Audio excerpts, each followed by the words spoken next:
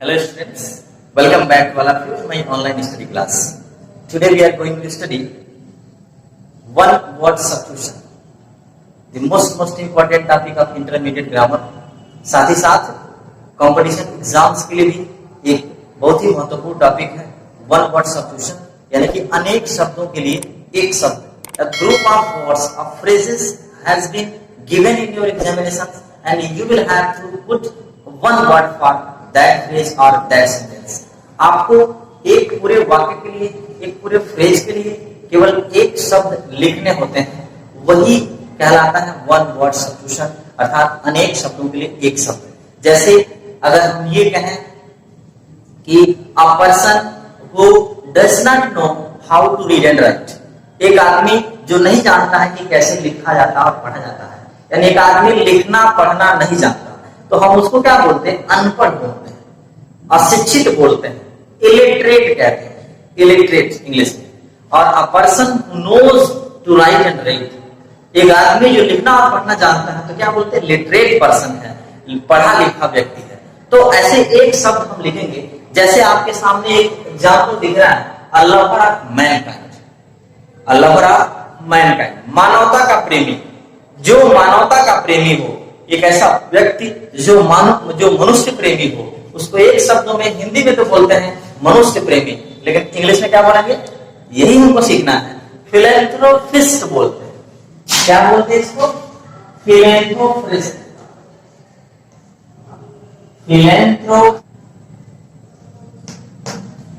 Philanthropist बोलते हैं, मनुष्य प्रेमी. जैसे वन हु नोज एवरीथिंग, वह जो सब कुछ जानता, उसको हम कहते हैं सर्वज्ञ, सब कुछ जानने वाला, उसको कहते हैं ऑमनीसेंट. ऑमनीसेंट, ऑमनीसेंट मतलब होता है सर्वज्ञ, जो सब कुछ जानता हो. Person who believes there is God, एक व्यक्ति जो ऐसा मानता है कि ईश्वर है, जो ईश्वर में विश्वास रखता है, उसको हम आस्तिक कहते हैं. उसको हम क्या कहते हैं? आस्तिक कहते हैं.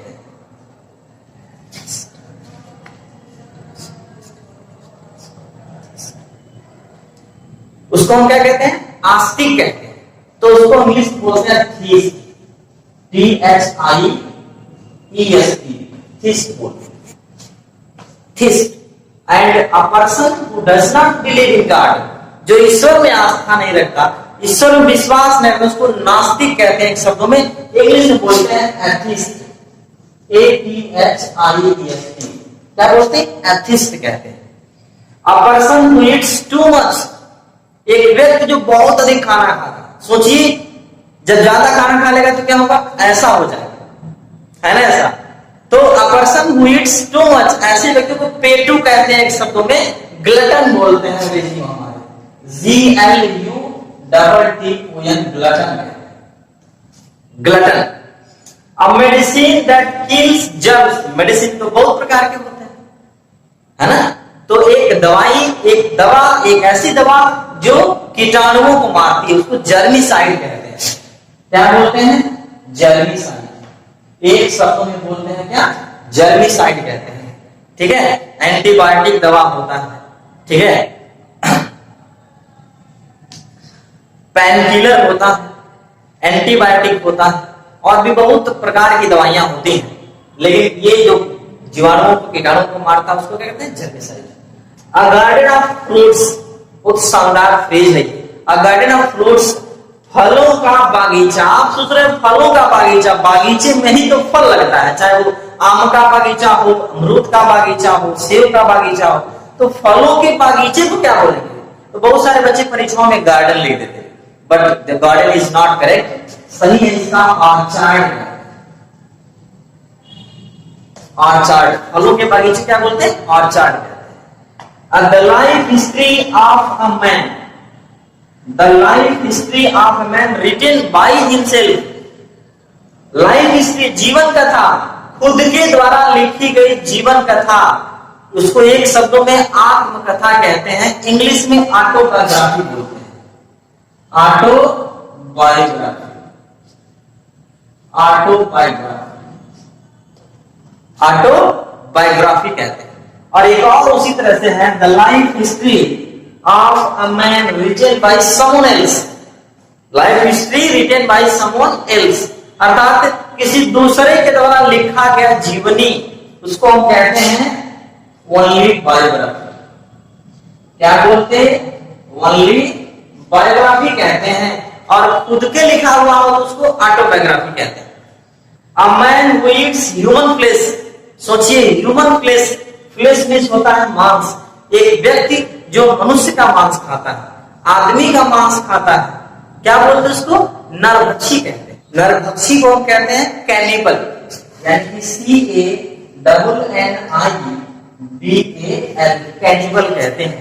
तो डियर स्टूडेंट्स, ये कुछ वन वर्ड सब्स्टिट्यूशन के शब्द हमने आपको एक्सप्लेन करके समझाया। इस तरह के कुछ और भी आपको अगले वीडियो में मिलेगा जो बहुत ही इंपॉर्टेंट होगा परीक्षाओं के लिए, कंपटीशन परीक्षाओं के लिए, एकेडमिक परीक्षाओं के लिए। फिलहाल आपकी जानकारी को और अपडेट करने के लिए स्क्रीन पर आपको इस समय दिख रहा होगा कुछ और भी वन वर्ड सब्स्टिट्यूशन के कुछ फ्रेजेस और उनके लिए उपयुक्त वन वर्ड सब्स्टिट्यूशन, आप उसका अध्ययन कर सकते हैं।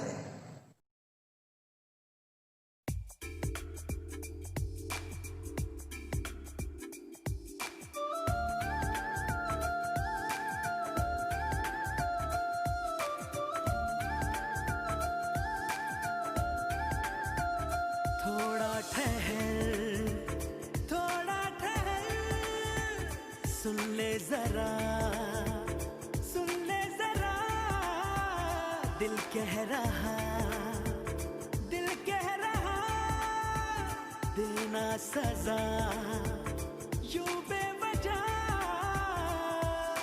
रूठ कर मुझसे न जा भी, भूल कर शिकवा गिला सब।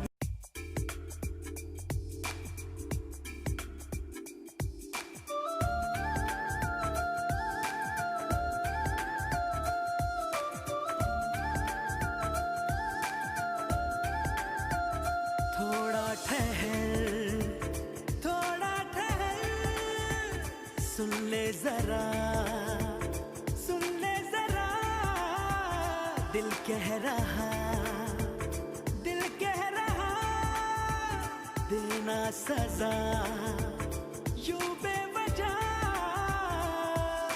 रूठ कर मुझसे न जा भी, भूल कर। आज के लिए बस इतना ही, मिलते हैं नेक्स्ट वीडियो में, तब तक के लिए